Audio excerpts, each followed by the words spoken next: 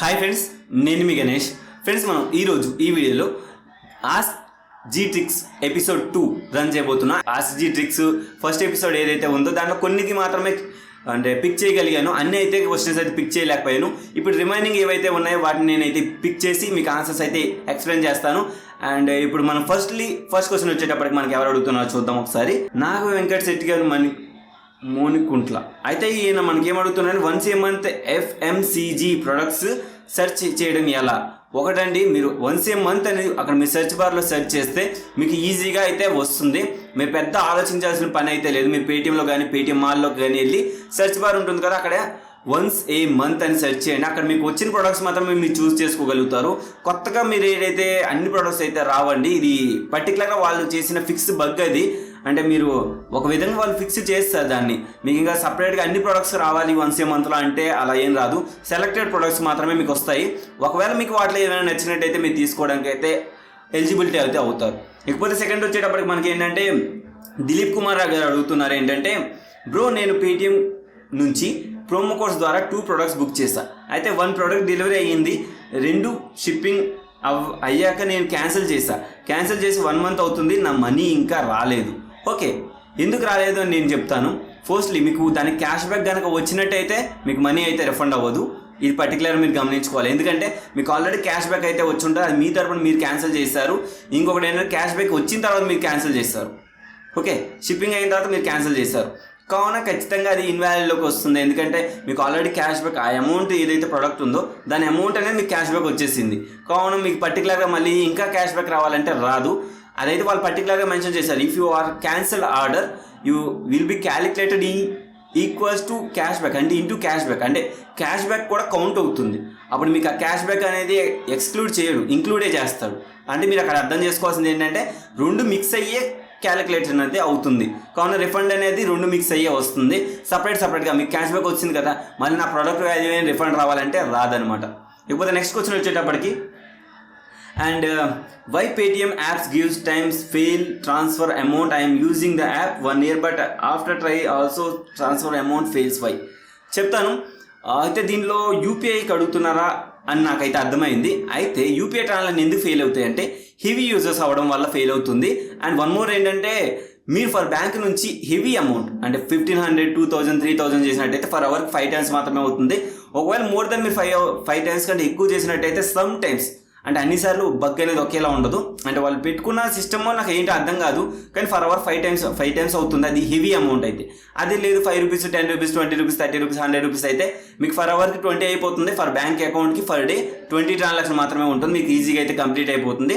కానీ ఇప్పుడు నేను చెప్పిన ఆన్సర్కి మీకు కన్వే అవుతుందని అనుకుంటాను. ఎందుకంటే ఎందుకు ఫెయిల్ అవుతున్నాయి అంటే మేజర్ రీజన్స్ ఇవే, హెవీ యూజర్స్ అండ్ ఇంకోటి ఏంటంటే ఫర్ అవర్కి 5 ట్రాన్సాక్షన్ మాత్రమే హెవీ అమౌంట్ అయితే. ఇది మీకు పర్టికులర్గా అర్థమవుతుంది. ఇప్పుడు నెక్స్ట్ వచ్చేటప్పటికి ఏంటంటే లవ్లీ వేణు అడుగుతున్నారు అని నా క్వశ్చన్, పేజ్ యాప్లో 100 ఇంకా రాలేదు, 3 days అయింది, బట్ డెబిట్ కార్డ్ డీటెయిల్స్ ఇవ్వాలా ఏమైనా? అవసరం లేదండి, మీరు debit card details add card చేస్తే చేయండి, ప్రాబ్లం అయితే లేదు. కాకపోతే కేవైసీ కోసం ఏంటంటే ఒకవేళ మీకు రాకపోయినా మాత్రం కస్టమర్ కేర్ నెంబర్ మీకు పక్కనే కనిపిస్తుంది, ఆ నెంబర్ కాల్ చేసి అయితే మీరు కనుక్కొని మీకు కేవైసీ కావాలి అని చెప్తే వాళ్ళు ఖచ్చితంగా మీకు కేవైసీ అయితే ఇస్తారు. ఇచ్చిన తర్వాత వితిన్ 7 working daysలో మీకు 100 rupees అయితే వస్తుంది. పెద్ద టెన్షన్ అయితే పడాల్సిన అవసరం అయితే లేదు. ఆ విర్చువల్ కార్డ్ యూజ్ చేసుకొని మీరు దేనిలో షాపింగ్ చేసుకోవచ్చు. మాస్టర్ కార్డ్, పేపాల్ అకౌంట్ అయినా క్రియేట్ చేసుకోవచ్చు. ఇలా చాలా బెనిఫిట్స్ అయితే ఉంటాయి అనమాట మీకు. ఇకపోతే నెక్స్ట్ వచ్చేటప్పటికి గొలుసు పద్మావతి గారు అడుగుతున్నారు, నేను మినీ కేవైసీ చేశాను, ఇది ఎంత టైం ఉంటుంది? యాక్చువల్గా అంటే మినీ కేవైసీ టైం ఏంటంటే 1 year వ్యాలిడిటీ ఉంటుంది. మీరు ఎప్పుడైతే చేశారో అప్పటి నుంచి 1 year ఉంటుంది. 1 year తర్వాత ఏంటంటే మేబీ అన్లింక్ అవ్వచ్చు, కాకపోతే లింక్ అప్పే ఉంటుంది. కానీ మేబీ వాళ్ళు చెప్పారు కదా 1 year ఎక్స్పైరీ మినీ కేవైసీ అని చెప్పి, మేబీ అన్లింక్ అయ్యే ఛాన్స్ అయితే ఉంటుంది. దాన్ని పర్టికులర్గా చెప్పలేం. పేటిఎం ఇప్పుడు అలా ఏం డెసిషన్ తీసుకుంటుందో కూడా అర్థం కాదు. అయితే నెక్స్ట్ వచ్చేటప్పటికి ఏంటంటే వినీత్ బెల్లాడ గారు అడుగుతున్నారు, అయితే ఈ క్యాష్ బ్యాక్ ఆఫర్స్ ఎందుకు ఇస్తున్నారు పేటిఎం వాళ్ళు? పేటిఎం వాళ్ళే కాదండి, మోబిక్విక్ కానీ, లేకపోతే ఫ్రీచార్జ్ కానీ, అండ్ ఫోన్పే కానీ, తేజ్ కానీ, వీళ్ళందరూ ఎందుకు ఇస్తారు? ఒకటి వాళ్ళ యూజర్స్ని పెంచుకోవడానికి, ఇంకొకటి వాళ్ళ మీద మీరు రెగ్యులారిటీ అనేది మెయింటైన్ చేయడానికి. రెగ్యులారిటీ ఎందుకు మెయింటైన్ చేస్తారు? మీకు పావులో రాకపోయినప్పుడు 10 రూపాయలు రానప్పుడు మీరు ఖచ్చితంగా రెగ్యులర్గా ఉండగలుగుతారా?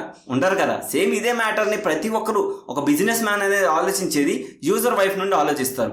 యూజర్స్కి ఎక్కువ ఏం కావాలి? క్యాష్ బ్యాక్ ఆఫర్స్ అదే కదా, ఇప్పుడు మీకు ఫ్లిప్కార్ట్లో అమెజాన్లో మీకు క్యాష్ బ్యాక్ ఆఫర్స్ లేవు.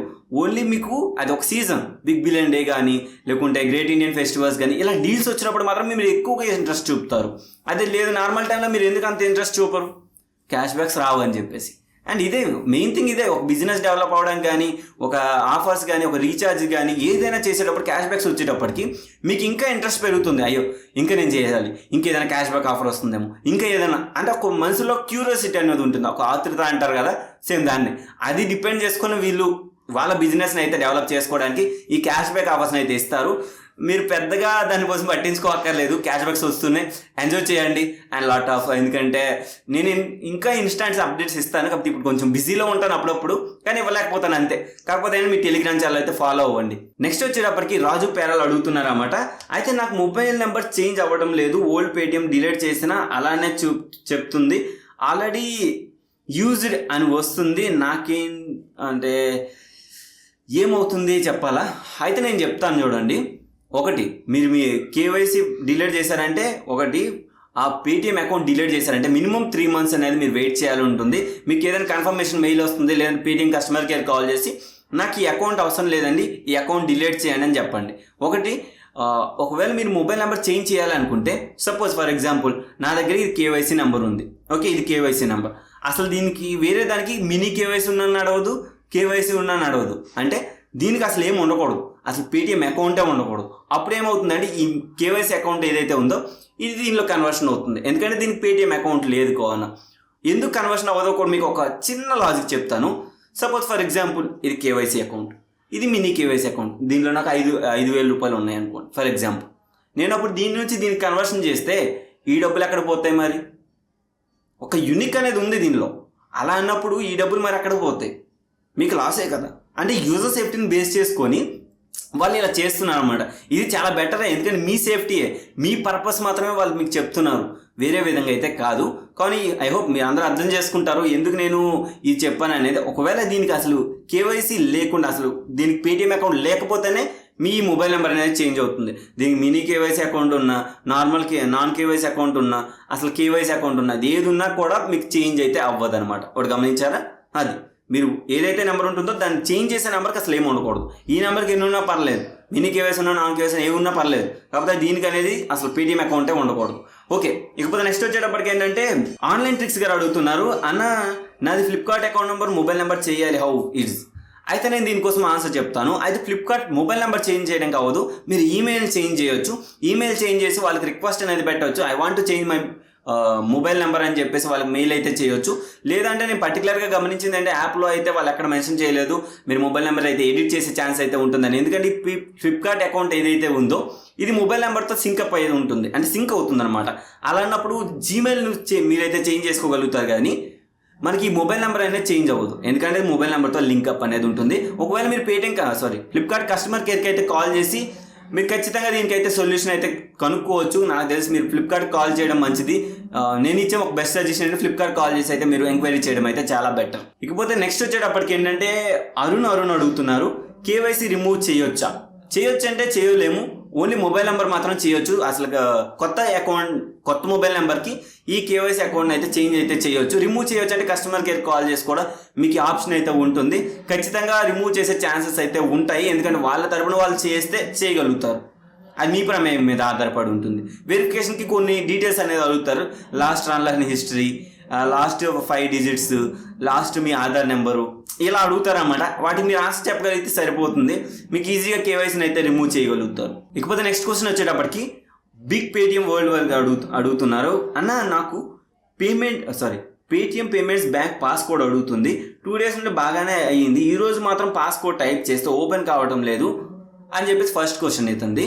అయితే ఎందుకు ఓపెన్ అవ్వట్లేదు నేను చెప్తాను. ఆ రోజు మా అందరికి కూడా ప్రాబ్లం వచ్చింది, సర్వర్ ప్రాబ్లం అండి. సమ్ టైమ్స్ సర్వర్ ప్రాబ్లం ఉంటుంది, మనం అప్పుడు పేషెన్సీగా ఉండాలి, ఎందుకంటే ప్రతి సైట్ కూడా 24 hours రన్ అవ్వదు. ఏదో ఒక టైంలో సర్వర్ అనేది మెయింటెనెన్స్లోకి వెళ్తుంది, ఆ మెయింటెనెన్స్ కానీ సమ్ టైం అయితే పడుతుంది, దాన్ని మనం పెద్ద పట్టించుకోవాల్సిన అవసరం అయితే లేదు నా ఒపీనియన్. అయితే ఈయన ఇంకా సెకండ్ క్వశ్చన్ కూడా అడిగారు, అందరూ టెలిగ్రామ్లో లిఫాఫాలు ఇస్తున్నారు, దాన్ని ఎలా క్లెయిమ్ చేసుకోవాలి, ఎవరికి వస్తాయి, ఎలా ప్రయారిటీ ఇస్తారు అంటే ఇంకోటి గమనిస్తాను. నేను ఇక్కడ ఒక విషయం చెప్పదలుచుకున్నాను, లిఫాఫా అనేది 20 members మాత్రమే ఇవ్వగలుగుతారు. అయితే ఈ లిఫాఫా నా ఇష్టం మీద డిపెండ్ అవుతుంది. నేను ఎంతమందికి ఇవ్వాలనుకుంటున్నాను, సపోజ్ 20 మందికి ఇవ్వాలనుకుంటున్నాను, ఎంత అమౌంట్ ఇవ్వాలనుకుంటున్నాను, ఎంత 100 ఆర్ 200 ఇచ్చినప్పుడు అందరికీ 10 రూపీస్ వెళ్ళదు.